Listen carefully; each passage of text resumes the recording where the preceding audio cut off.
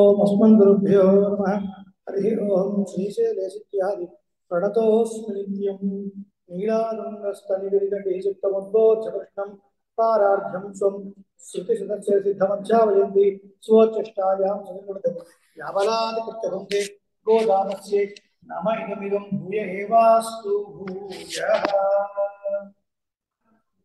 वंदे वेदांत कर्पूर जामीकरण्डकं रामानुजार्य मार्याणा चूडामणिमहर्निशम् श्रीविष्णुचित्तकुलनन्दन कल्पवल्लीं श्रीरङ्गराजहरिचन्दन योगदृश्याम् साक्षात् क्षमां करुणय कमलामिवान्याम् गोदावनन्य शरणं प्रपद्ये गोदावनन्य शरणं प्रपद्ये। अस्मद्गुरुभ्यो नमः। గోష్ఠిలో వేయించినటువంటి భగవత్ బంధువులందరికీ కూడా స్వరూపాత్మకంగా దాసోహం సమర్పించుకుంటూ సిరుపావ జీవ ప్రబంధం ధనుర్మాస వ్రతం సత్వగుణ పరిపూర్ణమైనటువంటి మాసము. దేవతలకి 6 మాసములు రాత్రి 6 మాసములు పగలు. రాత్రి కాలాన్ని దక్షిణాయనం అని, అలాగే పగలు కాలాన్ని ఉత్తరాయణం అని అంటారు. రాత్రికి పగలకు మధ్యలో ఉన్నటువంటి కాలం మనకు ఎట్లాగైతే ఒక గంట గంటల బ్రాహ్మీ ముహూర్తము, అలా ఈ ధనుర్మాసము దేవతలకి బ్రాహ్మీ ముహూర్తంతో సమానము. ఇటువంటి సత్వగుణ ప్రధానమైనటువంటి మాసంలో మనం చేసేటువంటి జపము, తపము, హోమము, దానము, ధర్మము ఇవన్నీ కూడా అనేక రెట్లు ఫలితాన్ని ఇస్తాయి అని మనకు ధర్మశాస్త్రము అలాగే పురాణాలు కూడా చెప్తున్నాయి. ఆచార కటాక్షంతో 10 పాసురాలు పూర్తి చేసుకుని కొన్ని విశేష అర్థాన్ని మనం మిగిల్చుకొని ఇవాళ 11వ పాసురాన్ని పూర్తి చేయాలని సంకల్పం యథాశక్తి. ఇవాళ పాసురం నెంబర్ ఎంత? 11. 11 ఏం సూచిస్తుంది? ఏకాదశి. ఇవాళ కూడా ఏమండి అదే అవుతున్నాయి ఈసారి ఏంటో అట్లా. ఇప్పుడు చెప్పండి, ఏకాదశి కింద ప్రత్యేకత అండి. ఏకాదశి అంటే ఏమిటి? 5 జ్ఞానేంద్రియములు, 5 కర్మేంద్రియములు, 1 అంతఃకరణము. అంతఃకరణము అంటే మనస్సు అని అర్థం. 5 5 10 ప్లస్ 1 11. ఈ 11ని పరమాత్మకే సమర్పించి ఈ ఇంద్రియాలన్నీ కూడా వాటి వాటి వ్యాపారాల నుంచి పక్కకు తప్పించి, వ్యాపారం అంటే లిటరల్ బిజినెస్ అని అర్థం కాదు, అవి చేసే పనుల నుంచి ఏదో కళ్ళు చూడాలనుకుంటుంది, ఏదో వినాలనుకుంటుంది, ఏదో తినాలనుకుంటుంది, వాటి నుంచి కాస్త విరమించి ఈ 11ని పరమాత్మ సన్నిధిలో ఉంచి పరమాత్మ ధ్యానంలో ఉండడము ఏకాదశి యొక్క ముఖ్యమైన ఉద్దేశం. అందుకనే ఆ రోజున ఏం చేయాలంటారు? ఉపవాసం చేయాలి అంటారు కదా. మనకు సంస్కృతంలో కానీ మనకు శాస్త్రం చెప్పిన ప్రతి అర్థాన్ని ఈ రోజున మనం విపరీతంగానే అర్థం చేసుకుంటాం తప్ప యథార్థంగా ఏది అర్థం చేసుకోవట్లేదు. ఉపవాసం అనగానే మనం గుర్తొచ్చేది ఏంటంటే స్వామి ఏకాదశికి సాబుదాన కిచిడి, వచ్చే ఏకాదశికి పూరి కొబ్బరి పచ్చడి, ఆ తర్వాత ఏకాదశికి ఇంకేదో. మేము ఈ యొక్క ఏకాదశి చేసిన టిఫిన్ ఇంకో ఏకాదశి రిపీట్ చేయమండి, అట్లా చేస్తాం ఏకాదశి అంటారు. తింటానికి అంటే ఏకాదశి దానికోసం కాదు. దాని పరమార్థం ఏమిటి? ఉపవాసం అంటే రకరకాలు చేసుకొని తినడం అర్థం కాదు. ఉప దగ్గరగా, వాసము నివసించుడా. ఎవరి దగ్గర నివసించుడా? పరమాత్మ దగ్గరగా నివసించుడా. ఏం చేయాలి? వీలైతే భగవన్నామం చెప్తూ ఉండాలి, భగవద్గీత శ్రవణం చేయాలి. దగ్గరలో పెద్దలు పండితులు ఎవరైనా ఉంటే వాళ్ళ సమయం కాస్త తీసుకొని వెళ్ళి కాస్త శ్రీసూక్తులు అంటే మంచి మాటలు వినాలి. ఎంతుందండి వాంగ్మయం, అనంతమైన వాంగ్మయం. మన జీవితం సరిపోదు కదండి, మన జీవితం సరిపోదు. అసలు ఆచార్యులు ఈయుణ్ణి అడగ శంకరాచార్య స్వామి వారు భగవత్ రామానుజుల కాలంలో వేయించేసినటువంటి ఈయుణ్ణి మాధవ పెరుమాళ్, ఈయుణ్ణి పద్మనాభాచార్య స్వామి వారు వంశస్థులు 11వ తరం వారు. వారు రాసిన గ్రంథాలే 200+. వారు రాసిన గ్రంథాలు చదవడానికే జీవితం సరిపోదు. మరి ఈ కాలంలో ఉన్న ఆచార్యులు రాసిన గ్రంథాలు చదవడానికే సరిపోదంటే పూర్వాచార్యులు రాసిన గ్రంథాలు మనం చదవగలుగుతామా? మన మహర్షులు అందించిన వాంగ్మయము, శ్రీరామాయణం చదవడం ఒక ఎత్తు, అందులో ఉన్న విశేషాలను అర్థం చేసుకోవడం ఒక ఎత్తు, అందులో ఉన్నటువంటి రసోక్తులు, ద్వంద్వ ప్రధానమైనటువంటి అర్థులు తెలుసుకోవడం ఇంకొక ఎత్తు. ధ్వని ప్రధానమైన కావ్యం కదా శ్రీరామాయణం అంటే. ధ్వని ప్రధానం అంటే లోపలంతా కూడా ఉపనిషత్ సంబంధమైనటువంటి విశేషాలు మనకు కనపడుతూ ఉంటాయి. మరి అవన్నీ మనకి ఎప్పుడు తెలుస్తాయి, ఎట్లా తెలుస్తాయి? గీత ప్లస్ గ్రంథం ఉంది, చదువుకుంటే కొంత అర్థం అవుతుంది కదా. ఇటు పక్కన శ్లోకం ఉంటుంది, ఇటు పక్కన తాత్పర్యం ఉంటుంది. అలా చదివినా పుణ్యమే, కొంత అర్థం అవుతుంది. పెద్దల ద్వారా విన్నప్పుడు కొన్ని విశేషాలు తెలుస్తాయి. వ్యాఖ్యాన గ్రంథాలు పెద్దల ద్వారా సేవించినప్పుడు ఇంకా ఇంకా లోతైన అర్థాలు తెలుస్తాయి. అందుకని మన పెద్దలు అంటారు, కొన్ని శ్రీరామాయణం మొత్తం చదవాలంటే, అర్థం కావాలంటే ఎంత టైం పడుతుందండి? ఎంత టైం అంటే ఏం చెప్తాము, ఒక 500 పైన సర్కలు ఉన్నాయి. ఉదాహరణకి రోజుకు ఒక సర్కిల్ అనుకోండి, 2 సంవత్సరాలు పడుతుంది. లేదంటే నేను రోజు ఒక 10 సర్కిల్ చేస్తాను, రోజు 10 సర్కిల్ ఓన్లీ 2 మంత్స్లో కంప్లీట్ చేయొచ్చు. ఎందుకంటే పునర్వసు నుంచి పునర్వసుకు శ్రీరామాయణం చేసేవాళ్ళు ఉన్నారు. నాగ మారుతి శర్మ అని ఒకరు ఉన్నారు, పేరు విన్నారా? పేరు వినలేదు, కానీ నేను చెప్తే మీరు గుర్తుపడతారు. ఒక బెయిల్ కేసులో 40 కోట్లు లంచం ఇస్తా అన్నారు ఆయన. 40 crores పక్కన పెట్టేశాడు ఆయన, పక్కన పెట్టేశారు. వారు పునర్వసు నుంచి పునర్వసుకు శ్రీరామాయణ పాలన జస్టిస్ ఆయన, ఇవాళ జస్టిస్ అన్నమాట. సో అంత బిజీ స్కెడ్యూల్లో కూడా పునర్వసు కంప్లీట్ బాలకాండ యుద్ధకాండ చేసేవారు. వాళ్ళ నాన్నగారి పేరు Lal Bahadur Sharma. 24,000 shlokas of Sri Ramayanam contest, అంతటి మహానుభావులు కదా. సో జస్టిస్ లో ఉండి కూడా ఆయన నేను ఎప్పుడు ఫోన్ చేసినా రామ్ రామ్ రామ్ రామ్, రవికుమార్ గారు చెప్పండి, రామ్ రామ్ రామ్ రామ్ రామ్, మాటకు ముందు రామ్ రామ్, మాట వెనక రామ్ రామ్, అంత నిష్ఠులు అనమాట. సో అలా భగవద్ధ్యానం అలా ఉన్నప్పుడు ఒక 2 నెలలో తెలుసుకోవచ్చు. నేను కొంచెం బాగా తెలుసుకోవాలనుకుంటున్నానండి, ఇంకా కొంచెం టైం ఎక్కువ స్పెండ్ చేసి ఒక 6 నెలలు పడుతుందండి. అయ్యో అదేంటండి, టైం ఎక్కువ స్పెండ్ చేస్తే టైం తగ్గాలి కానీ నేర్చుకోవడానికి ఇంకా పెరగడం ఏంటి అంటే, నాయన నువ్వు లోపలికి వెళుతున్న కొద్దీ లోతు ఎక్కువ ఉంటుంది. తెలుసుకోవడం అంటే ఎంత అండి, లోతుపాటు తెలుసుకోవడం అంటే ఇంకా ప్రతి శ్లోకాన్ని వ్యాఖ్యాన పరంగా తెలుసుకోవాలంటే జీవితకాలం సరిపోదు. అందుకనే తాతగారు శ్రీమాన్ ఉభయవేదాంత డాక్టర్ కద్దాడి రామానుజాచార్య స్వామి నవంబర్లో పరమపదించారు. వారు అంటూ ఉంటారు, ఆయన శ్రీరామాయణంలో ప్రతి శ్లోకము భగవత్ వైభవం, శ్రీరామాయణంలో ప్రతి శ్లోకము భాగవత వైభవం, శ్రీరామాయణంలో ప్రతి శ్లోకము ఆచార వైభవం. ఆ రకంగా చదువు నువ్వు రామాయణాన్ని. దగ్గర కూర్చోబెట్టుకొని, నేను కింద కూర్చుంటానో ఒప్పుకోరు, ఒక పైపు కూర్చో ఇట్లా ముట్టుకొని మరి భుజం మీద చేసి చెప్తారు, ఇది దీనికి అర్థం, ఇది దీనికి అర్థం. ఒక్కొక్క శ్లోకాన్ని వర్ణిస్తూ ఉంటే దీని లోపల ఇన్ని అర్థాలు ఉన్నాయా, ఎట్లా వీళ్ళు సంపాదించారు అర్థాలు, ఇంత ఎంత కృషి చేస్తే ఇన్ని అర్థాలు వస్తాయి అని ఆశ్చర్యం అవుతుంది. ప్రతి శ్లోకాన్ని మొట్టమొదటి శ్లోకం శ్రీరామాయణుడు, తపస్వాధ్యాయ నిరతం తపస్వి వాగ్విదాంబరం నారదం పరిపప్రచ్ఛ వాల్మీకి మునిపుంగవం వాల్మీకిర్ మునిపుంగవం, ద బిగినింగ్ ఆఫ్ శ్రీరామాయణం. ఈ శ్లోకాన్ని ఎన్ని రకాల అర్థాలు ఉన్నాయండి. ఒక ఒక 10 పేజీల వ్యాఖ్యానం ఉంది. దాన్ని మనం లోపల లోపల అనుభవించాలంటే, దాసుడి లాంటి వాడే ఒక గోష్ఠి వాళ్ళు అడిగితే దాసుడే ఆ శ్లోకానికి 2 గంటలు చెప్పాడు, 2 hours ప్రొఫెసర్ దాని మీద. ఇంత పరిమితమైన జ్ఞానంతో దాసుడే 2 గంటలు చెప్తే మరి మహానుభావులు ఎన్ని గంటలు చెప్పాలి, పెద్దవాళ్ళు ఎన్ని రోజులు చెప్పాలి. అంత విషయాలు, లోతైన విషయాలు అందులో దాగుంటాయి. పెద్దల ద్వారా మనం తెలుసుకోవాలి అంటారు. సో ఇలా ఉపవాసము అంటే ఆ రోజును మనం సమర్థంగా ఉపయోగించుకోవడం, ఇంద్రియ వ్యాపారాలు తగ్గించడం. ఇంద్రియాలు ఎప్పుడు పరిగెత్తిస్తూ ఉంటాయి, అవి తినాలి ఇవి తినాలి ఇది చూడాలి అది చూడాలి. వాటికి ఏం పని, ఇంకా వాటికి ఏం పని లేదు. విడిచిన మైదానంలో విడిచిన గుర్రం ఎలాగైతే హద్దు లేకుండా వెళుతుందో అలాగే ఇంద్రియాలు పరిగెడుతూ ఉంటాయి. అలా పరిగెడుతున్న ఇంద్రియాలని ఆ ఒక్క రోజన్నా అన్ని రోజులు చేయాలి, కానీ ఆ రోజు విశేషించి ఇంకా కట్టిపడేసి పరమాత్మ పాదాల దగ్గర పెట్టి పరమాత్మ గుణాన్ని అనుభవం చేయాలి. అంతే తప్ప ఉపవాసం అంటే ఏదో శరీరాన్ని శుష్కించుకోవడం, దానికోసం తక్కువ ఆహారం తీసుకోవడం అది కాదు. తక్కువ ఆహారం ఎందుకు తీసుకోవాలి అంటే, ఆహారం ఎక్కువ తీసుకుంటే ఏమవుతుంది, నిద్ర వస్తుంది. నిద్ర వచ్చినప్పుడు తమో గుణం సత్వగుణం మనకు వెళ్ళదు.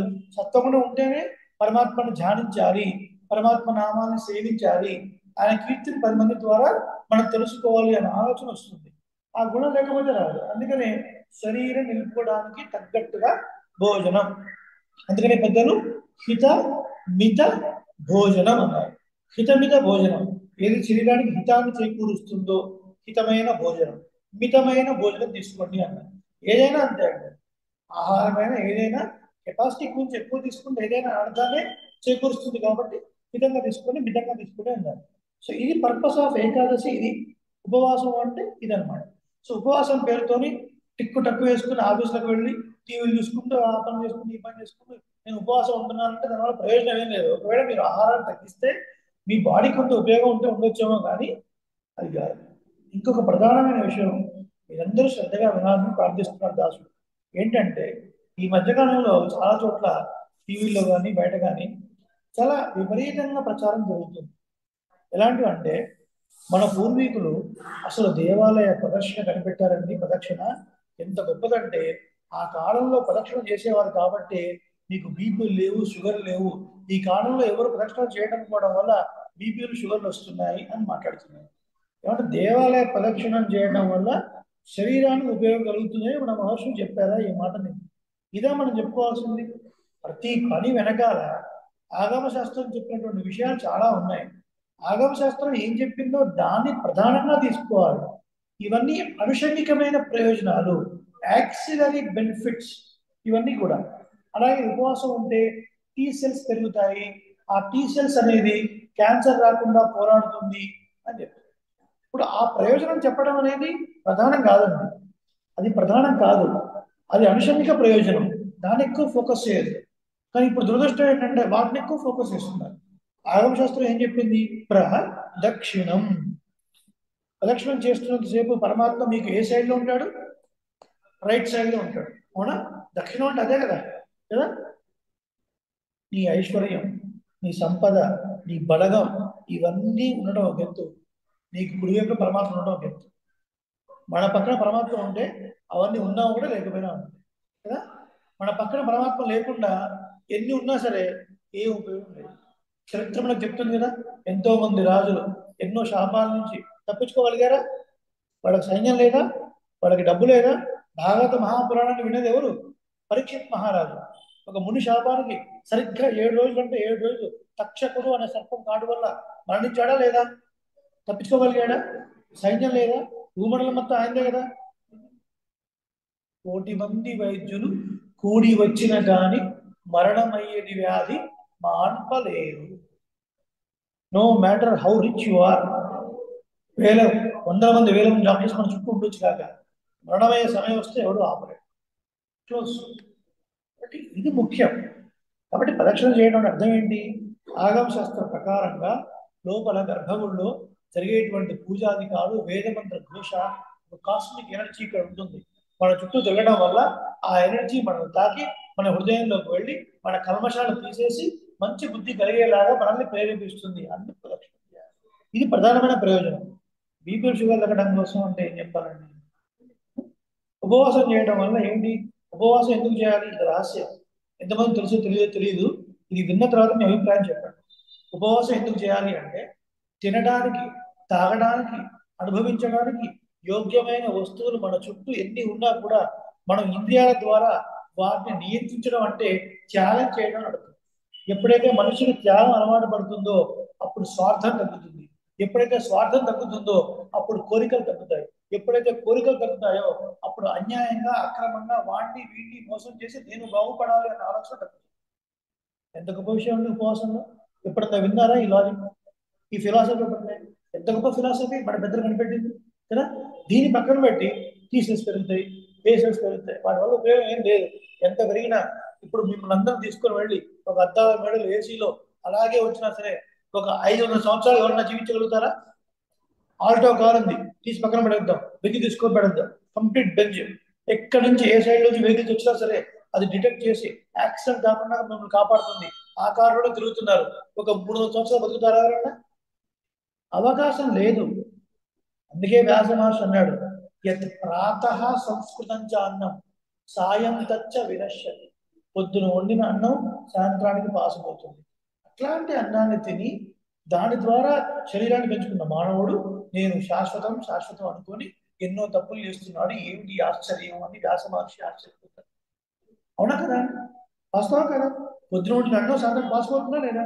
మరి దాన్ని తిని శరీరాన్ని పెంచుకుంటున్నాం. అదే శాశ్వతం కానప్పుడు అసలు పంచభూతాలు శాశ్వతం కాదు. పంచభూతాలే పడే కాలంలో పంచీకరణం జరిగి హోదాంతో మళ్ళీ పరమాత్మ లీలమైపోతాయి. అవి శాశ్వతం కాదు.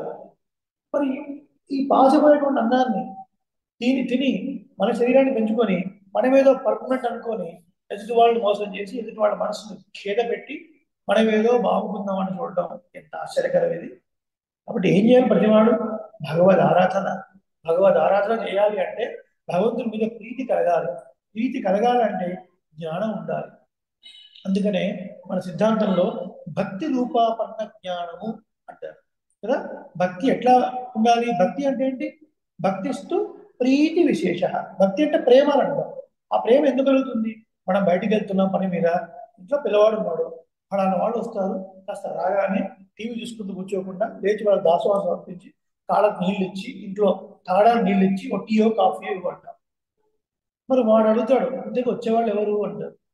వాళ్ళు ఎవరో చెప్పాలి నేను, వాళ్ళు ఇంత గొప్పవాళ్ళు, ఇంత పండితులు, లేదా పలానా వాళ్ళు చెప్తే వాడి మనసులో ఉండి, ఓ వచ్చేవాడు ఇంత గొప్పవాడట, కాబట్టి ఐ షుడ్ బి కేర్ఫుల్ అని వాడికి అనిపిస్తుంది.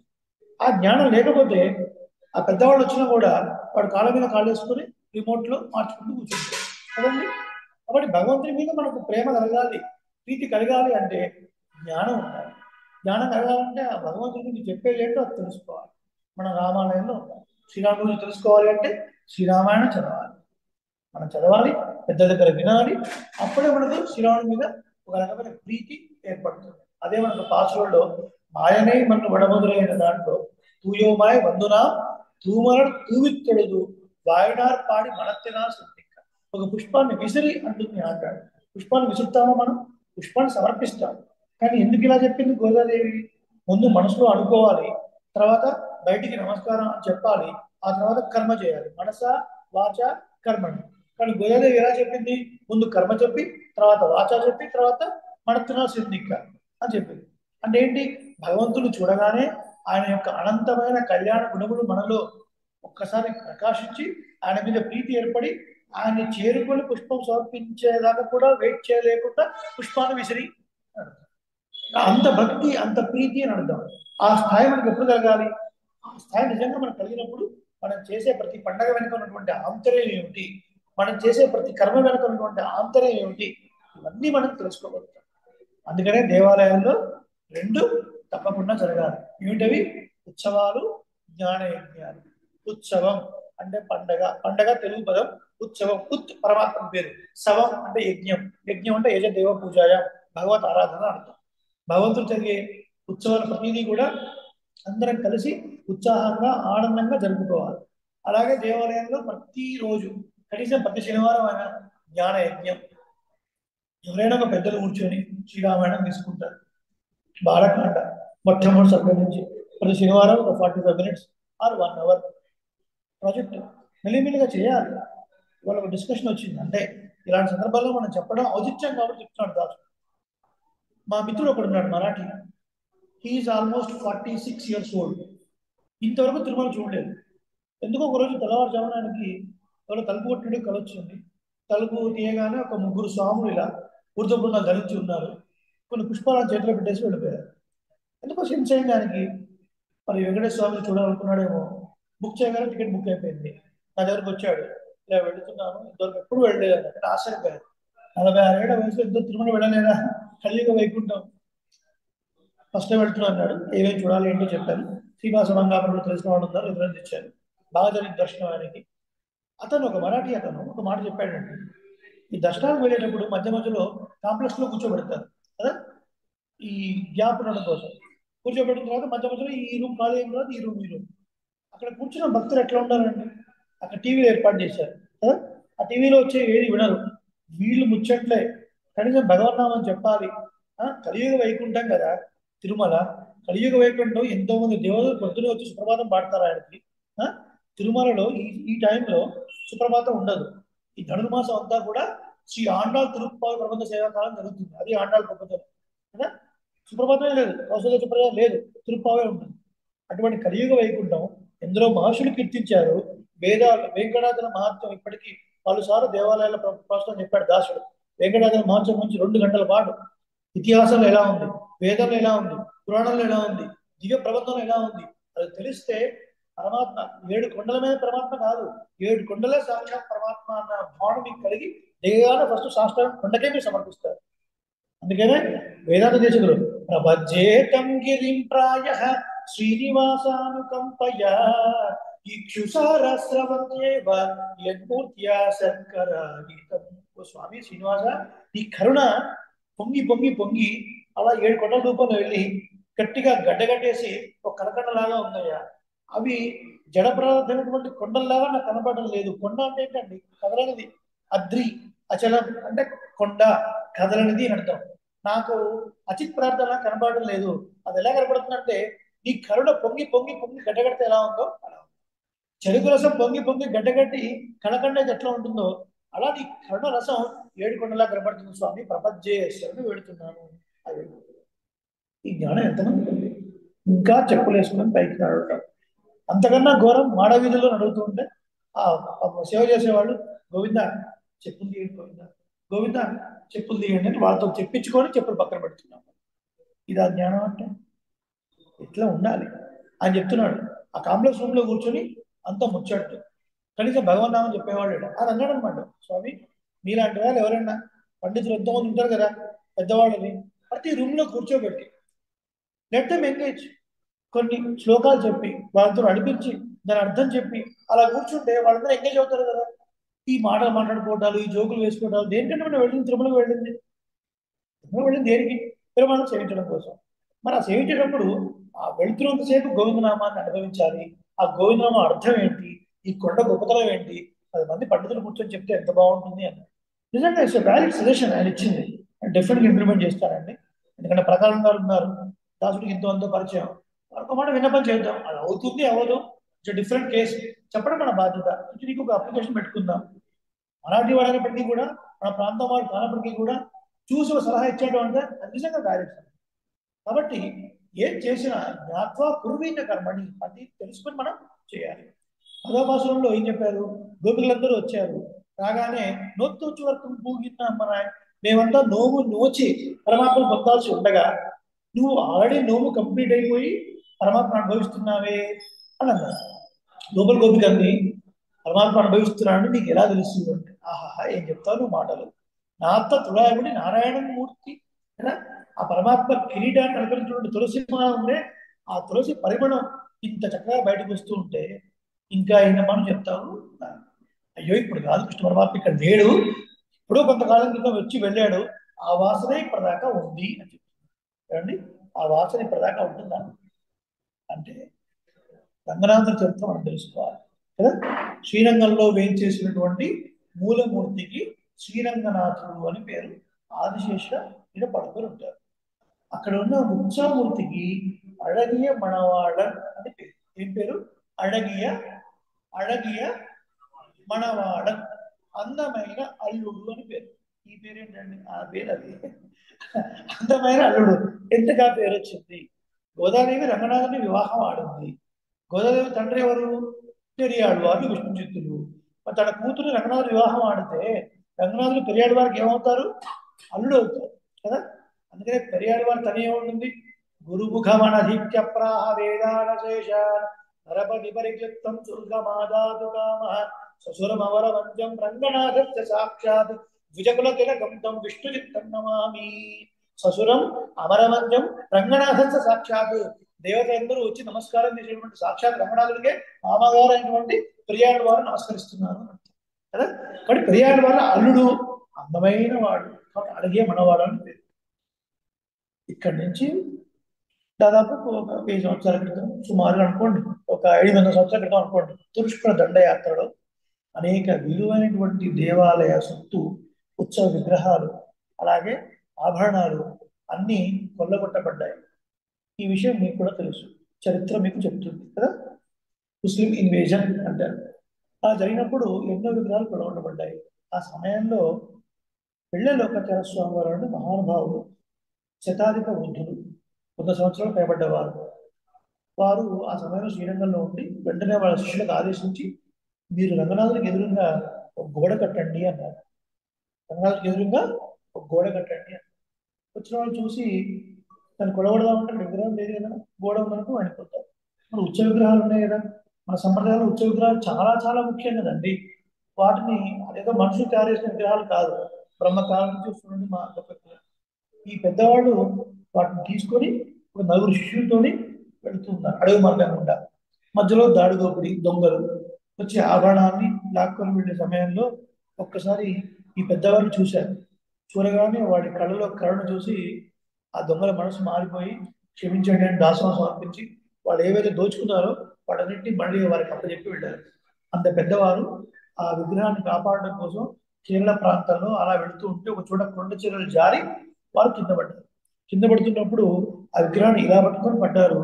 వారు కింద పడి ప్రాణాన్ని కోల్పోయారు. కానీ అడిగే మనవాడ మాత్రం సేఫ్ గా ఉన్నారు. ఆ తర్వాత కొంతకాలం వెంకటేశ్వర స్వామి కొలువైనటువంటి తిరుమలలో కూడా వెంచేపు చేశారు. అందుకని అక్కడ మీకు రంగ మండపం అని కనబడుతుంది. ఎందుకుంది రంగ మండపం? రంగనాథుడు వచ్చి అక్కడ ఉన్నాడు కొంతకాలం. ఆ తర్వాత ఇంకో కొన్ని వేరే ప్లేసెస్ తిరిగిన తర్వాత శ్రీరంగానికి విగ్రహాలను వచ్చాయి. శ్రీరంగానికి అన్ని విగ్రహాలు వచ్చిన తర్వాత ఈ ఒక్క పెరుమాళ రాలేదు. మిగతా ఉత్సవ విగ్రహాలు కూడా వచ్చాయి. ఇప్పుడు అందులో ఏది అడిగే మనవాడు ఎవరు గుర్తుపట్టాలి? అప్పటికి 42 years దాటిపోయింది. శ్రీరంగంలో ఉత్సవ విగ్రహాలు లేక 42 సంవత్సరాలు అయింది. మరి అప్పట్లో ఉన్న పెద్దవాళ్ళు ఇంకా ఉంటారా అండి? వాళ్ళు కూడా పరమపదించే ఉంటారు. మరి ఎవరు చెప్పాలి ఇది మన శ్రీరంగనాథుడి యొక్క ఉత్సవ విగ్రహం? ఎవరు చెప్పాలండి? ఎవరు లేరు. ఏం చేయాలని ఆలోచిస్తుంటే ఒకరికి ఒక ఆలోచన వచ్చింది అక్కడ ఉన్న అర్చకులకు. ఈ ఆస్థానంలో ఒక చాకలి ఉండేవాడు. ఒక్కసారి ఆయన పిలిపించండి అన్నాడు. ఆయన చాలా పెద్దవాడు, కళ్ళు సరిగ్గా కనపడవు. పిలిపించండి అన్నాడు. ఆయన పిలిపించారు. పిలిపించి ఇన్ని విగ్రహాలు వచ్చాయి, వీటిలో ఈ అడిగే మనవాడు గుర్తుపట్టాలి అంటే అక్కడ నుండి మీరు అన్ని విగ్రహాలు ఇట్లా పెట్టండి, పెట్టి తిరుమంజనం చేయండి అన్నారు. తిరుమంజనం అంటే అభిషేకం. చక్కగా వస్త్రం కట్టి అభిషేకం చేసి అభిషేకం చేశారు అన్ని విగ్రహాలు. ఇప్పుడు ఈ జాగ్రవాడు అన్నాడు, మరి కళ్ళు కనపడని వాడు అన్నాడు. ఎందుకంటే ఎప్పుడు ఆ పరమాణ విగ్రహాల యొక్క వస్త్రాన్ని ఈయనే పెట్టేవాడు అనమాట. శ్రీరంగంలో కావేరీ తీర్థంలో బ్రాహ్మణులు స్నానం చేయడం కోసం ఒక రేవు, పెరుమాణ తీర్థం తీసుకోవడానికి ఒక రేవు స్పెసిఫిక్ గా ఉండేవి. అందులో వేరే వాడు వెళ్ళేవి కాదు. ఈయన వెళ్ళి ఆ పెరుమాణ వస్త్రాన్ని తీసుకొచ్చేవాడు. ఇప్పుడు ఈయన తిరుమంజనం చేయమన్నాడు. చేసిన తర్వాత అర్చకులు చెప్పాడు, మీరు తిరుమంజనం చేసిన విగ్రహానికి ఆ వస్త్రం కట్టింది కదా, ఆ తడి వస్త్రాన్ని నా దగ్గర తీసుకురండి అన్నాడు. తీసుకొచ్చారు. దాన్ని పిండండి అన్నాడు. పిండాడు. తీర్థం తీసుకున్నాడు, తాగాడు. ఇది కాదు అన్నాడు. 2, 3, 4, 5 కాదు. ఇప్పుడు అసలైన విగ్రహం వచ్చింది. అడిగే మన వాళ్ళు వచ్చాడు. ఇలాగే కళ్ళు కనపడదు. పిండారు. ఒక్కసారి ఇట్లా తాగుదామని దగ్గర తీసుకునేసరికి పరిమళం ముక్కు పిటల్లో వెళ్ళింది. అనంతమైన పరిమళం అనమాట. మహాపరిమళం. ఆ పరిమళం యొక్క కస్తూరి కానీ అడిగే మనమాలు పెట్టేది 42 సంవత్సరాలు అయినప్పటికీ కూడా ఇంకా తిరివేని పట్టుకొని ఆ వాసన అట్లాగే ఉందన్నమాట. అందుకే రంగనాథుడికి ఇచ్చినటువంటి పరిమళం కస్తూరి ఏదైతే ఉంటుందో అది ఒక్కసారి పట్టుకుంటే కొన్ని నెలల తరబడి కూడా వాసన పోదట. అంత గొప్ప పరిమళం కదా. ఇది ఒక్కసారి తీర్థాడు చూసి నమ్ పెరుమాళ్ అన్నాడు. ఇవడతా నమ్ పెరుమాళ్ అంటే వీళ్ళే మన పెరుమాళు అని అడుగుతాం. పెరుమాళ్ సంతోషించి ఈ రోజు నుంచి నా పేరు ఇదే అన్నాడు. ఆయన పేరు ఏం పేరు? అడిగే మనవారన్. ఇప్పటి నుంచి నమ్ పెరుమాళ్. ఎవరు పెట్టారు? ఒక చాకలి వాడు పెట్టాడు ఈ పేరు. కులం గొప్పదా, గుణం గొప్పదా? గుణం గొప్పది, కులం గొప్పది కాదు. అలాంటప్పుడు మీరు కూడా అంటారు, కానీ మేము కూడా గర్భగుడిలోకి చేయొచ్చా? అది కాదు. ఇప్పుడు ₹1,00,00,000 పెట్టి హాస్పిటల్ కట్టించామండి, 10 కోట్లు పెట్టి నేను వెళ్ళి ట్రీట్మెంట్ చేస్తానని ఒప్పుకుంటారా మీరు? అది డాక్టరే చేయాలి. నాకు డ్రైవింగ్ లైసెన్స్ వచ్చి 24 years అవుతుంది. ఓకే, 10 years తర్వాత I can apply for a large heavy vehicle licence. మనందరం కలిసి యాత్రలు వెళ్తున్నాం, ఓలో బస్సులో వెళ్తున్నాం. నేను అన్నాను, ఏ డ్రైవర్ మీరు తప్పుకోండి, నేను కాస్త డ్రైవ్ చేస్తూ ఉంటాను. ఎంత ఆచారాలైనా స్వామి కాస్త మా ప్రాణాలు కాపాడండి, మీరు కాపు కూర్చోండి, సమానం కావాలంటే ఇస్తాం కానీ మీరు డ్రైవ్ చేయకండి అంటే. అవునా కదా? ఎవరు చేసే పని వాళ్ళే చేయాలి. ఇక్కడ ఏంటి, భగవంతుని పొందడానికి అందరికీ అర్హత ఉంది, అందరూ చేరుకోవచ్చు అని చెప్పారు. కానీ వీళ్ళు చేసే పనులు వాళ్ళు చేసే పనులు వీళ్ళు చేయాలని అర్థం కాదు. దాన్ని తక్కువ అర్థం చేసుకొని ఎవరు చేస్తే ఏంటండి, ఈ రకరకాల కొంచెం విపరీత జ్ఞానంతో మాట్లాడుతూ ఉంటారు. అది తప్పు, అది చేయకూడదు. అందుకని మనం యథార్థ జ్ఞానాన్ని పెద్దల ద్వారా పొందాలి అని మొత్తుకునేది. ఎందుకు అంటే ఇలాంటి అవరోధాలు రాకుండా కదా. అందరం సరి అయిన జ్ఞానంతో ఉంటే ఎవరికి ఇచ్చే గౌరవం వాళ్ళకి ఇస్తూ మర్యాద గౌరవం ఇచ్చిపుచ్చుకుంటుంటేనే సమాజం అంతా బాగుపడుతుంది కదా. కాబట్టి ఇలాంటి వాడు చెప్పినటువంటి పేరుని, ఈ చంద్రవాడు చెప్పిన పేరుని నంపెరుమాళ్ అని ఆనందంగా స్వీకరించి పరమాత్మ ఆనందించి అర్చకుడిని ఆవేశించి ఈయన ఏ వరం కావాలో కోరుకోమనండి అన్నారు కదండి. పెద్దవాడు కళ్ళు సరిగా కల్పించడం లేదు, మామూలు జీవనం కల్పిస్తున్నాడు. ఏమడగాలండి? స్వామి దృష్టి కావాలి, చక్కటి సంపదలు కావాలి అడగవచ్చు. కాదండి కొంచెం జ్ఞాని అయితే మోక్షం కావాలి అనొచ్చు. ఏమడిగి ఉంటాడు మీరు ఊహించండి.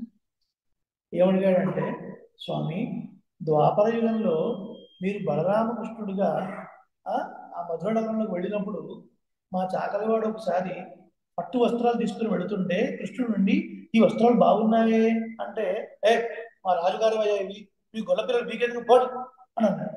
వెంటనే బలరాముడు కోపం వచ్చి ఒక్కడి కొడితే వాడు తల 1000 ముక్కలు అయింది. ఆ రోజున మా వాడు చేసిన అపచారాన్ని మన్నించండి స్వామి. ఎక్కడ ద్వాపర యుగము, ఎక్కడ కలియుగము వేల సంవత్సరాలు గడిచిపోయింది. ఆ రోజున మా పూర్వీకులు చేసినటువంటి తప్పును మన్నించండి స్వామి అని కోరుకున్నానండి. ఇది భగవద్భక్తుల లక్షణం అంటే కదా. ఏం కోరుకోవాలి, ఏం కోరుకున్నాడు అంతటి మహానుభావుడు. అందుకని మనం ప్రవచనాలు వినాలి. అందుకని మనం భాగవతోత్తముల యొక్క జీవన విధానాన్ని వినాలి. అందుకని మనం దివ్య దేశంలో జరిగినటువంటి ఐతిహ్యాన్ని విన్నప్పుడు మన మనసులో ఎలా ఉండాలి, ఎలా ఉండకూడదు. అలాంటి తక్కువ ఏ శాస్త్రం చదువుకొని వాడే వాడు ఏంటంటే మనం ఇన్ని చదువుకొని ఇంకా పరమాత్మ లిస్ట్ ఓపెన్ చేసి మా మనవడికి ఉద్యోగం, మా మనవరాలకి పెళ్లి, మా ముని మనవరాలకి ఇవన్నీ కోరుకుంటే ఏమైనా అర్థం ఉందండి? పరమాత్మ తెలియదా? మనకి ఎప్పుడెప్పుడు ఏమేం కావాలని తెలియదా అండి? అందరినీ కన్నవాడు కదా జగత్. ఇప్పుడు మనకి ఈ శరీరంలో పరమాత్మ ఉన్నాడు, ఈ శరీరం తల్లిదండ్రులు ఉన్నారు.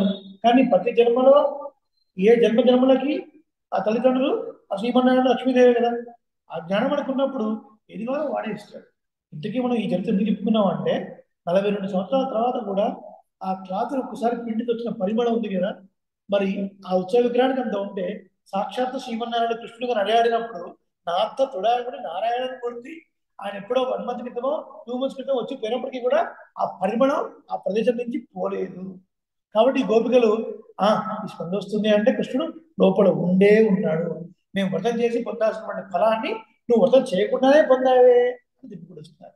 అప్పుడు లేదమ్మా ఇలా లేడు అని చెప్పి ఆ గోపిక బయటకు వచ్చింది. ఇవాళ 11వ పాఠశాల మనం అనుభవిద్దాం ఒకసారి. கட்டுக்கரவை கணங்கள் பலகரந்து செத்தார் திரளடிய சென்னு செரு செய்யும் உத்தமம் இல்லாத கோவலர்தம் பொற்கொடியே உத்தரவல்குல் உடமையிலே ஓதராய் சுத்தத்து தோழிமார் எல்லாரும் வந்து நின் முத்தம் புகுந்து முகில் வண்ணன் பேர்பாட சித்தாதே பேசாதே செல்வ பெண்டாட்டி நீ எத்து குரங்கும் ருடேலோ రెంబావాయ్. కట్టుకరవై గూడలు కలిగినటువంటి ఆవుల యొక్క పల అనేకమైనటువంటి కడంగల్ సమూహములు అంటే చిన్ని చిన్ని దూడలు కలిగినటువంటి ఆవులు చాలా ఉన్నాయి.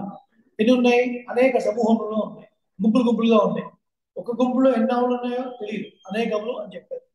కరందు వాటన్నిటి యొక్క పాడలు వెతికేటువంటి చెత్తార్ శత్రువుల యొక్క తిరల్ అయ్య వాళ్ళ బలము నశించేట్లుగా సెన్ను వాళ్ళున్న ప్రదేశానికి వెళ్ళి దండెత్తి సరి చెయ్యం యుద్ధం చేసేటువంటి ఉత్తమన్నిల్లాగా ఏ దోషము లేనటువంటి కోవలర్థం గోపాల వంశమున జన్మించినటువంటి పొర్పొడియే ఓ బంగారు తీగలాంటి ఓ గోపిక ఉత్తరవల్హుల్ పుట్టలో ఉన్నటువంటి పాములను పోలినటువంటి నితంబము కలదాన గుణమైలే అడవిలో సంచరించేటువంటి నెమలిలాగా ఉన్నదానా సెల్వ పెండాటి ఓ సంపన్నులైనటువంటి ఓ గోపిక ఉదరాయ్ రావాల్సింది.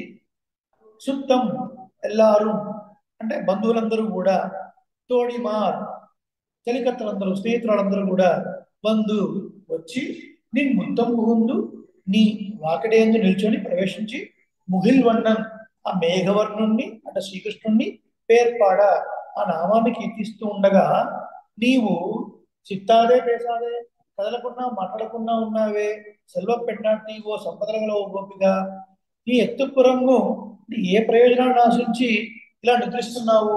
పొరుళ్ళు ఏలో రెంబావాయ్ ఇలా నిద్రపోవడానికి ఏమిటి కారణం అని అడుగుతుంది ప్రపదార్థం. తాత్పర్యం ఈ పాసురంలో స్వధర్మ నిష్ట కలిగినటువంటి గోపాల వంశమునకు చెందినటువంటి ఒక గోపికను నిద్ర లేపుచున్నారు. పరమాత్మ ఏం చెప్పాడు అంటే వారి యొక్క వర్ణ ఆశ్రములకు తగ్గట్టుగా ఫ్యాన్ ఇస్తారు. వారి వర్ణ ఆశ్రమాలకు తగ్గట్టుగా ప్రవర్తించాలి. ఆయా కర్మలను తప్పకుండా చేయాలి. కర్మలను మానరాదు, విడవరాదు అని చెప్పాడు. కలియుగంలో భగవన్ నామమే మనల్ని తరింపజేస్తుంది అని మనం చాలాసార్లు చెప్పుకున్నాం. అంత మాత్రం చేత ఏదో నామం చెప్పి కూర్చుంటాము, ఇక్కడ అభిషేకం జరిగినా మేము రాము, ఇక్కడ హోమం జరిగినా మేము రాము, ఇక్కడ కళ్యాణం జరిగినా మేము రాము అంటే అది కరెక్ట్ కాదు. ఈ విషయాన్ని భగవద్గీత పరమాత్మ చెప్పాడు. ప్రతిదీ చేయాలి, కర్మలు చేయవలసినదే.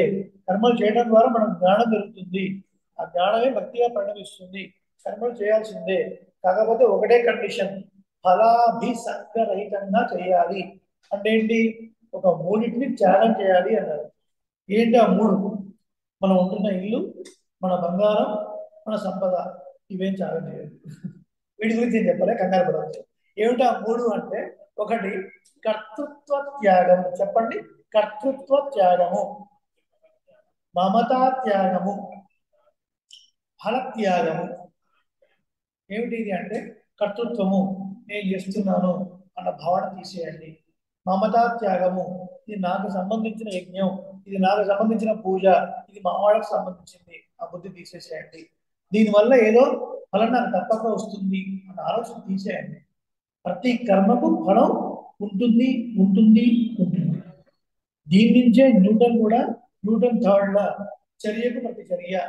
ఎట్లా చిన్నప్పుడు చదువుకున్నా కదా ఫిజిక్స్ లో, ఒక చర్యకు ప్రతి చర్య ఎట్లయితే ఉంటుందో ప్రతి కర్మకు ఫలం ఉంటూనే ఉంటుంది. కానీ అదేదో వస్తుంది అన్న ఆశ పడకండి, దాన్ని తీసేయండి. ఎందుకంటే మీరు అడిగితే 10 రూపాయలు, పరమాత్మ ఇస్తే 1,00,00,000 రూపాయలు. ఏది కావాలి? కాబట్టి అడగదు. మనం నిజంగా అడిగి చేయాలనుకుంటే ఆ, రవికుమార్, ఏం కావాలి మీకు? స్వామి, ఎంఐజీ రామాలయంలో 30 రోజులు తిరుపతి ప్రవచనం అవతారం కూడా చెప్పాను స్వామి, కాబట్టి కాస్త చెప్పావా? ఏం చెప్పావు? ఏ భాషలోనూ నువ్వు ఏమేం తప్పు చెప్పావు అన్ని చూస్తాడు. చూసి అవి మొత్తం చూసి లెక్క కడితే ఆ మైనస్ వెళ్ళిపోతుంది. మైనస్ లో వెళ్ళిపోతుంది. కాబట్టి మనం అడిగితే ఈ ప్రమాదం ఉంది. కాబట్టి స్వామి చేసామా, నీ ప్రీతితో చేసామా, అందుకని లాస్ట్ లో చెప్తాం, సర్వం శ్రీ కృష్ణార్పణం వస్తు, నీకే అర్పిస్తున్నాడు. అబ్బా, వీడు ఇంత చేసి నాకే అర్పిస్తున్నాడే, కాబట్టి ఆ దోషాలు ఏదైనా నాకు సంబంధం లేదు, నువ్వే చేసుకో, నువ్వు ఏదైనా ఇవ్వదలుచుకుంటే ఇచ్చేసేది. కాబట్టి ఆడ ప్రీతి చెందితే చాలా ఇష్టం. అడిగితే ఇవన్నీ లెక్క కడితే ఏమవుతుంది, మన బండారం బయటపడుతుంది. కాబట్టి మనం అడగకూడదు. కాబట్టి ఈ మూడు తీసేవయ్యా. ఎవరు చెప్పారు? నేను చెప్తున్న మాట కాదు, ఇది దాని చెప్పే మాట కాదు. ఎవరి మాత్రం సాక్షాత్తు అర్జునుడికి చెప్తున్నాడు భగవద్గీతలో, ఈ మూడింటిని త్యాగం చేయండి. మీ ధర్మాలు మీరు నిర్వర్తించండి. ఏ వర్ణాలు, బ్రాహ్మణ, క్షత్రియ, వైశ్య, శూద్ర, ఆ ధర్మాన్ని మీరు నిర్వర్తించండి. ఏ ఆశ్రమంలో ఉంటే ఆ ఆశ్రమం, అయితే బ్రహ్మచర్య ఆశ్రమంలో ఉంటే ఏం చేయాలి అవి చేయండి. గృహస్థాశ్రమంలో ఏం చేయాలో అవి చేయండి. వానప్రస్థంలో ఏం చేయాలో అవి చేయండి. సన్యాసాశ్రమంలో ఏం చేయాలో అవి చేయండి. ఆ ధర్మాలను విడిచిపెట్టకూడదు అని చెప్పాడు. అలా ఈ గోపాల వంశంలోటువంటి ఈ గోపిక ఎవరు అంటే, వాళ్ళ యొక్క ధర్మాన్ని చక్కగా నిర్వర్తించేటువంటి గోపాల వంశానికి చెందినటువంటి ఒక బంగారు తీగ లాంటి అమ్మాయి అని అంటారు. ఎలాగైతే కృష్ణుడు అందరి చేత పొందదగిన వాడో, ఈ గోపిక కూడా కృష్ణుడి చేత పొందదగినది అని అంటారు. సో అటువంటి గోపిక ఈ గోపిక. ఈ గోపిక యొక్క వంశాన్ని ఎలా చెప్తున్నారు? కత్తుక్కరవే కడంగల్. మరి ఈ గోపాల యొక్క ధర్మం ఏంటండి? వాటి యొక్క ఆవుల యొక్క పాలను వెతికి చక్కగా వాటిని పెరుగు, నెయ్యి, వెన్న చేసి వాటిని అమ్ముకొని జీవనాధారం గడపడం, పశువుల్ని వేపడం, ఇవన్నీ వీటి ధర్మాలు కదా. అలా ఎన్నెన్నో ఉన్నాయట ఆవులు అక్కడ. ఆ ఆవులు ఎట్లా ఉన్నాయి? లేగ దూడలు కలిగినటువంటి ఆవులు అవి చాలా ఉన్నాయి, మందలు మందలుగా ఉన్నాయి. వాళ్ళందరి యొక్క పాలు ఈ ఒక్క గోపాలుడే పితికేటువంటి సామర్థ్యం గలవాడు అని చెప్తున్నారు. వాళ్ళు చాలా అంటే ఎన్ని చెప్పండి? ఎన్ని అని చెప్పడానికి లేదండి, అన్ని అన్నారు. ఎన్ని అని చెప్పడానికి ఒక సంఖ్య ఏమో లేదు, చాలా ఉన్నాయి. అటువంటి ఒక సామర్థ్యం కలిగినటువంటి స్వధర్మాన్ని నిర్వర్తిస్తున్నటువంటి గోపాలుడు. ఇదొకటి. తర్వాత పలహరంతం సెత్తార్ తిరల్ అడియచ్చన్న సరే చెయ్యు. శత్రువులు ఎవరైనటువంటి వాళ్ళు ఎవరైనా ఉంటే వాళ్ళు వచ్చి ఇక్కడ గలాట చేయకముందే వీళ్ళే వెళ్ళి వాళ్ళ దగ్గరికి వెళ్ళి వాళ్ళని నశింపజేసేవారు అని అర్థం. పాలు దిగుతున్నారు కదా గోపాలుడు, చాలా సాత్వికులు కదా. ఇప్పుడు సాత్వికులే, కానీ పరమాత్మ యొక్క అస్తిత్వాన్ని ఒప్పుకోని వారు, పరమాత్మకు కీడు చేయాలనుకున్న వాళ్ళు ఎవరైనా ఉంటే అక్కడికి వెళ్ళి వాళ్ళు దండెత్తి వాళ్ళ భుజబలాన్ని చూపించి వాళ్ళని నశింపజేసేటువంటి గొప్ప సామర్థ్యం కలిగినటువంటి గోపాలుడు అని చెప్తున్నారు. వాస్తవానికి ఇక్కడ ఎవరు వీరికి శత్రువులు అంటే, భగవంతుని యొక్క అస్తిత్వాన్ని ఎవరైతే ఒప్పుకోరో వాళ్ళే వీళ్ళకి శత్రువులు తప్ప నేరుగా వీళ్ళకి శత్రువులు లేవు. దీని అర్థం శ్రీరామాయణంలో ఘట్టం ఉంది. ఏంటది? సముద్ర తీరంలో శ్రీరాముడు, లక్ష్మణుడు, సుగ్రీవుడు, జాంబవంతుడు అనేక మంది వానలతో ఉన్నారు. ఆ వానలతో ఉన్నప్పుడు సరిగ్గా అదే సమయంలో రావణాసుడికి ఎన్నో విషయాలు చెప్పి ఎన్ని చెప్పినా మారకపోయేసరికి ధర్మాత్ముడైనటువంటి విభీషణుడు తన అన్నని, రాజ్యాన్ని, భార్యని, పిల్లల్ని వదిలేసి ఆకాశంలోకి వెళ్ళి శ్రీరాముడు అటువంటి సముద్ర తీరానికి వచ్చాడు. వచ్చినప్పుడు అంగదుడు ఉన్నాడు అక్కడ. అంగదుడు చూసి శత్రువు ఆకాశంలో నిలబడి ఉన్నాడు అన్నాడు. అంగదుడు ఏమన్నాడు? శత్రువు ఆకాశంలో నిలబడి ఉన్నాడు. వాస్తవానికి అంగదుడు శత్రువా? కాదు. ఎందుకంటే అంగదుడి యొక్క తండ్రి ఎవరు? వాలి. వాళ్ళకి రావణాసుడికి మంచి ఫ్రెండ్షిప్ ఉంది కదా. దుర్మార్గులు మంచి ఫ్రెండ్సే కదా. వీడు దుర్మార్గుడే, వాడు దుర్మార్గుడే, కానీ వీళ్ళిద్దరికి ఫ్రెండ్షిప్ ఉంది. ఎట్లా అంటే రావణాసుడికి కండకారం ఎక్కువ. నేనే బాగా శక్తివంతుణ్ణి, నేనే తెలిసిన వాడిని అనే అహంకారం ఉందన్నమాట. ఆ అహంకారంతో ఊరికి అందరితో వెళ్ళి ఫైటింగ్ చేశాడు. ఒకసారి ఇట్లాగే వెళుతున్నప్పుడు కిష్కింధలో వాలి అని మహాబలవంతుడు ఉన్నాడు. ఆయన దగ్గర నీ బలం చూపించు అంటే వెళ్ళాడు. వెళ్ళినప్పుడు కిష్కింధలో వాలి లేడు. వాళ్ళు ఏం చేస్తున్నాడు? సంజ్ఞానం చేస్తున్నాడు. అంటే మంకీస్ కూడా సంజ్ఞానం చేస్తాయా అంటే త్రేతాయుగంలో అలా నియమం ఉండొచ్చు, మనకేం తెలుసు. మనం చూసే వానరులు ఏదో ఈ సైజులో ఉంటాయి. త్రేతాయుగంలో వానరులు పర్వతవంత ఆకారంలో ఉంటాయి. వాళ్ళు కూడా యజ్ఞోపవితో ఉంటుంది కదా. సంజ్ఞానం చేశాడు. వాళ్ళు సంజ్ఞానం చేస్తున్నప్పుడు అర్ఘ్యం ఇచ్చినప్పుడు ఒక్క ఉదుకుని ఎగిరి 4 సముద్రాల దగ్గర నీళ్ళు తీసుకుని ఇచ్చాడు. వీడు ఫైట్ చేయాలని వెళ్ళాడు వాళ్ళతో పాటు. నేను అర్ఘ్యం ఇస్తున్నప్పుడు వెనక నుంచి వెళ్ళి గట్టిగా పట్టుకుని ఫైట్ చేయాలనుకున్నాడు. వాళ్ళు మహాబలవంతులు కదా. చూశాడు. ఒక్కసారి రావణాసుడిని ఆయన చక్కలో ఎరిగించుకున్నాడు. అమాంతం లేచాడు. అన్ని సముద్రాల దగ్గరికి వెళ్ళి అర్ఘ్యం ఇచ్చిన తర్వాత ఒక్కసారి ఇలా ఇలా విదిలించేశాడు. ఎవడరా వెనకటి తెచ్చినటువంటి పురుగు అన్నాడు. చూసి వీడంతా గలుడలు పడిపోయి, అమ్మో నేనేదో యుద్ధం చేద్దామని వచ్చాను కానీ ఇంకా సామాన్యమైన వాడు కాదు అని. మన తెలుగులో ఒక సామెత ఉంది, అందితే జుట్టు అందకపోతే కాళ్ళు కదా. వెంటనే వచ్చి ఏ వాళ్ళు సారీ మన ఇద్దరం ఫ్రెండ్స్ అన్నాడు. ఫైట్ చేయడానికి వచ్చి సారీ అని చెప్పి మన ఇద్దరం ఫ్రెండ్స్ అని, ఇప్పటి నుంచి నా దగ్గర ఏవైతే అనుభవించడానికి ఉంటాయో అవన్నీ నీకు ఇస్తారు, నీ దగ్గర నాకు ఇచ్చేసి ఏదో ఒప్పందం చేసుకున్నాను. మరి వీళ్ళ తండ్రికి ఫ్రెండ్ రావణాసుడు. మరి రావణాసుడు తమ్ముడే విభీషణుడు కదా. మన డాడీ ఫ్రెండ్ ఉందనుకోండి, మనం కూడా రెస్పెక్ట్ ఇస్తాం. వాళ్ళ తమ్ముడు వచ్చినా ఎవరైతే రెస్పెక్ట్ ఇస్తాం. ఇప్పుడు అంగదుడు ఏమన్నాడు? శత్రువు వచ్చాడు రామా అన్నాడు. అంటే ఏంటి? పరమాత్మ విరోధి ఎవరో వాళ్ళు విరోధులు. అలాగే గోపాలులకు ఎవరు విరోధులు? భగవంతుడి యొక్క అస్తిత్వాన్ని కాదు అనేవాళ్ళు, శ్రీకృష్ణుడి పైన ఏదో రకంగా అత్యాయత్నం చేయాలనుకునే వాళ్ళు, అలాంటి వాళ్ళంతా కూడా వీళ్ళ శత్రువులు అనమాట. ఇంతకీ ఒక రహస్యం ఏంటంటే యమున నది పారుతుంది. యమునకి ఇటువైపున మధుర, అటువైపున బృందావనం. ఈ కంసుడు దుర్మార్గుడు రకరకాల రాక్షసులను పంపిస్తున్నాడు, కానీ వీడు నేరుగా రాలేదు. ఎందుకు రాలేదు? ఈ గోపాలు యొక్క బలం తెలుసు వాడు కదా. తెలుసు కాబట్టి వీడు నేరుగా రాలేదు. అందరూ పంపిస్తున్నాడు, అవుట్ గోయిందే కానీ ఇంకెందుకు లేదు. వేరే వాళ్ళు పోతూనే ఉన్నారు కానీ వాడు లోపల రాలేదు. ఎందుకు పోవట్లేదు? కారణం ఏంటి అంటే ఈ గోపాల యొక్క బులువను అట్లాంటిది.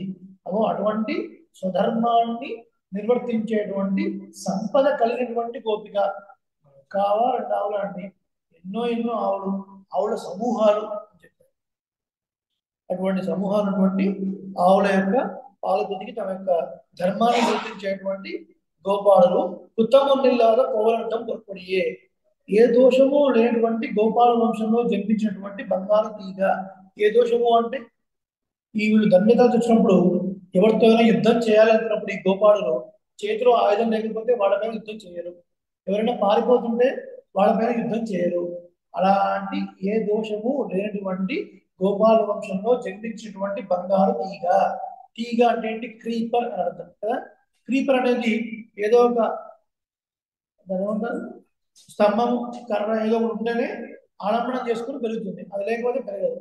కాబట్టి ఈ గోపికలు బంగారు తీగ అన్నారంటే కృష్ణుడు అనేటువంటి ఒక స్తంభాన్ని ఆధారంగా చేసుకుని సాగుతున్నటువంటి తీగ. అంటే ఎప్పుడు మనసులో కృష్ణుడినే ధ్యానించేటువంటి ఒక గోపిక. అంత గొప్ప సంపద కలిగినటువంటి గోపిక. కొడియే బంగారు తీగ. உத்தரவர்கள் புடமையிலே போதராய் சுத்தத்து தோழி மாவளிలో ముందు నీ ముత్తం పువ్వును ముగిలి వన్నను పేర్పాడ సిత్తాదే పేసాదే సెల్వ పెండాటి నీ ఎత్తుకురంగు పొరలేలో రెప్పావాయ్. ఈ గోపు యొక్క శరీర సౌందర్యాన్ని వర్ణిస్తున్నారు. నెమలి వంటి చక్కటి కేశపాశము, చక్కటి నిగమం కలిగినటువంటి ఓ గోపిక, ఓ సౌందర్యం ప్రధాన అంటే కేవలం అంతర సౌందర్యం మాత్రమే కాదు, బాహ్యంగా కూడా గొప్ప సౌందర్యం కలిగినటువంటి ఓ గోపిక, చుట్టూ ఉన్నటువంటి బంధువులు అంటే నీ వర్గంలో ఉన్నటువంటి వాళ్ళు భాగవతంతో ఏదో ఒక సంబంధం మనం పెట్టుకోవాలని చూసి చెప్పుకున్నాం కదా. అలా సంబంధం ఉన్న వాళ్ళందరూ కూడా ఎవరైనా గొప్ప వాళ్ళు ఉన్నారు అంటే వాళ్ళతోని ఏదో ఒక సంబంధం కలుపుకోవాలని మనం చూస్తాం కదా. అలాగే సంబంధం ఉన్న వాళ్ళు దేహ సంబంధంతో ఉన్నటువంటి వాళ్ళందరూ వచ్చారన్న, నీతో దేహ సంబంధం లేనటువంటి వాళ్ళందరూ కూడా నీ మీద స్నేహ భావంతో చుట్టత్తు తోడి మారేవారు అంటే బంధువులు స్నేహితురాళ్ళు అందరూ వచ్చి నీ ఇంటి ముందు ఉన్నారు. ఎందుకు? అసలు నీ ఇంటి ముందు ఉన్నాము అంటే, నీ దర్శనం అయింది అంటే పని అయిపోయినట్టే కదా. నీ దర్శనం అయితే చాలు, ఇంకా పని అయిపోయినట్టే. ఎలాగైతే శ్రీరంగ క్షేత్రంలో భట్రవారు, పరాశర భట్రవారు వైయాకరణి అని పేరు. The one who is expertized in Sanskrit grammar is called వైయాకరణి. మహాపండితులు, ఎంత పాండిత్యమో అంత వైరాగ్యం. పరాశర భట్రవారు మహానుభావులు, 35 years ఎక్కువ లేదు. అలాంటి వారు పొద్దున్నే వారు అనుష్ఠానం చేసుకొని బయటికి తలుపు తీసుకుని బయటకు వచ్చే ముందు, వారు రావడానికి అరగంట ముందే మహా పండితులందరూ కూడా క్యూ పెట్టుకుని నిల్చొని ఉంటారు. ఎందుకు? వారు అలా వస్తుంటే వారు దర్శిస్తే చాలు. రంగనాథ దర్శనం తర్వాత అండి, రంగనాథ ఎక్కిపోతాడు, రంగనాథ దర్శనం తర్వాత ఈ ఆచార్యుల యొక్క తిరుపేది అంటే ఆచార్యుల యొక్క దివ్యమంగళ విగ్రహాన్ని వర్ణించడం కూడా ఒక సంప్రదాయంలో ఒక భాగమే. అందుకనే ఉన్నడి కాల్ చేరనేవారు శ్రీయతామరై తాడినే వాడియే సేలై వాడి తిరుడావి వాడియే పరమానమాముని యొక్క దివ్యమంగళ విగ్రహాన్ని వర్ణించారు. కాబట్టి ఓ గోపిక, ఇంతమంది వచ్చారు నీ ఇంటి ముందు ఉన్నారమ్మా, నేను మొత్తం ముందు ముగిల్వన్నం పేర్పాడా ఆ మేఘవర్ణుని కీర్తిస్తూ ఉన్నాం. మేఘాన్ని చూస్తే నెమడి ఎలా నాట్యం చేస్తుందో, నెమడి లాంటి కేశపాసాలు గల ఓ గోపిక అలా శ్రీకృష్ణుని కీర్తిస్తున్నప్పుడు నువ్వు కూడా వచ్చి నాట్యం చేయాలి కదమ్మా. చిత్తాదే పేసాలే సర్వ పెన్నాటి. మనల్ని కూడా చాలా మంది సంగీత కచేరీకి వెళుతూ ఉంటాం కదండి. సంగీత కచేరీకి వెళ్ళి మనకి ఏం రాదు కదా, సంగీతం ఏం రాదనుకోండి, మీకు వచ్చామో అసలు అయితే రాదు. కానీ వాళ్ళు పాడుతూ ఉంటే నిధి చాలా సుఖమా రాముని సన్నిధి సేవ సుఖమా నిజముఖ పలుకు మనస నిధి చాలా సుఖమా అని కట్టెలు నడుస్తుంటే తెలుసో తెలియక ఒక తాళం వేస్తుంటాం కదా మనం కూడా కదా.